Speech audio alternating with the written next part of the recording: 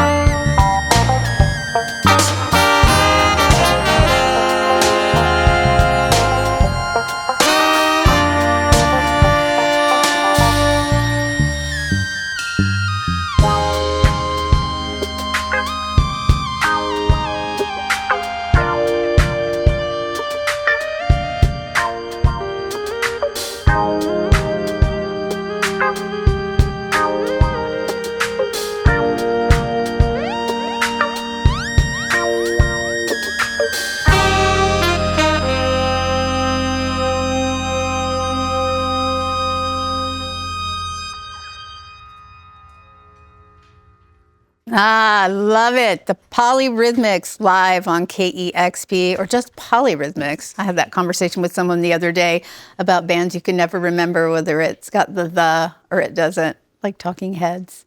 It's just Polyrhythmics. We've had a long history of problems with our name since the very beginning of this band, including the spelling of it, but... Yes, actually, every time I try to type your name, I get it wrong. But you got the music, and that's what counts. And this new album called Filter System, so wonderful. Thank you so much for sharing those songs with us today. You're welcome. Thanks so much for having us back. Always a pleasure. And I understand that Filter System is what you call the way the band arranges and writes music. Can you tell me more about that? Yeah, the term filter system kind of came up as we were sort of trying to consolidate sort of what the idea was behind this record. And one of the things that we often come back to when we're making records and mixing records is this collaborative nature of producing the album. So oftentimes we spend a few days tracking and then about 7 to 8 months mixing it, because we have a lot of democratic opinions and figuring, we really try to be collaborative in that process and taking the record from what it started as to where it's finished. And we call a lot of tunes that we consider done, finished up to a point, and then they go in and they go through what is now termed the filter system, which is our own process of trying new ideas, trying different processes on like production, trying new parts, doing all these things that we think up in the middle of the night when we should be doing other things, And we try the good idea fairy, as Nate likes to call it, comes out, and we try all these different ideas, and it goes through the filter and slowly kind of gets reduced to the essence or the nectar that we end up all agreeing on that we like, and that is a fully evolved concept, and we put it out. Well, it sounds like coming up with a democratic process with 7 people is a time-consuming task, even if you all get along and are kind with one another. But it sounds like a process that has taken time sort of to progress through, and you've had a lot of time playing together. And then during the pandemic, things kind of turned things upside down for a way a lot of people made music. Did that put a kink in the chain at all, or how did that change things for you? Did you have to find new ways to write music? It definitely put a kink in the chains, to say it lightly. We were kind of full bore on sort of getting out on the road and supporting our most recent records, and kind of just had to put the stop on it and decide whether even to keep releasing music. We had music that was scheduled to come out. We decided to release it anyway during the pandemic, just so that we can kind of flush out the pipes, so that we wouldn't be stuck with that burden as well in terms of holding us back from making more music. Everyone sort of jumped into right away during the pandemic. I'm sure everyone remembers like the feeling of needing connection, right? So we're all learning how to use Zoom and FaceTiming with our family more than we like, and the process of just trying to regain any kind of feeling of like you're not alone out there, right? And so I think as a band we were really kind of active on trying to connect with each other, trying to figure out what to do. And we all kind of decided that we were just going to write music that felt good to us, more as individuals than we have in the past, as opposed to collaborating on the writing process. And came up with a lot of different music that wasn't really necessarily inspired by going out and playing live shows and having a dance crowd or a dance floor to engage. More just the music that was coming out of our souls at that time. And we had a bunch of that music, but towards the end of the pandemic, and we decided to record it. And that process was way different than we normally do, in the sense that we were doing a lot of remote recording, small group sectionals, lots of COVID tests, deciding whether to wear masks, COVID tests, et cetera. And then, we just kind of got at it till we had the song sort of in rough frameworks. And then, because we had all the time in the world to like sit back and detail every nuance and really go through everything, we spent a long time putting it through the filter system in production, which was also a new process as we're doing it a little bit more remotely.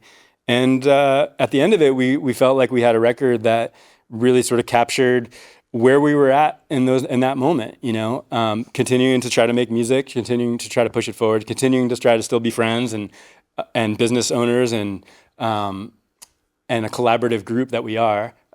We just sort of shifted where the collaboration happened more to the end of the record than the beginning of the record.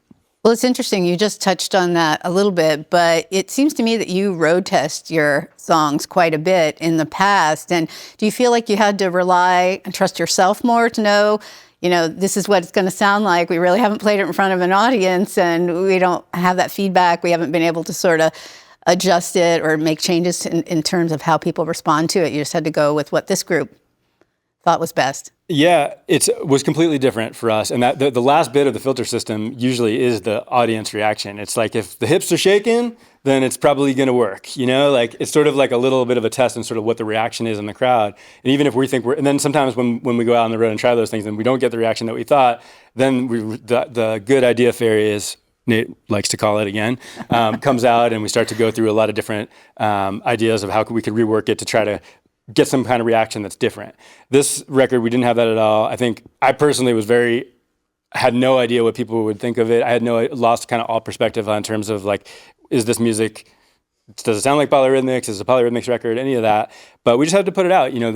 This collective group, we work very hard together on the democratic process and really trying to get everyone's ideas in there, that I feel like whenever we have a record or an idea that's not fully fleshed out, or it's not completely done, we're constantly going back to that project and spending energy on it. So we have to record and get it out before we can do the next one. And we finally just decided, let's do it. And so we did it.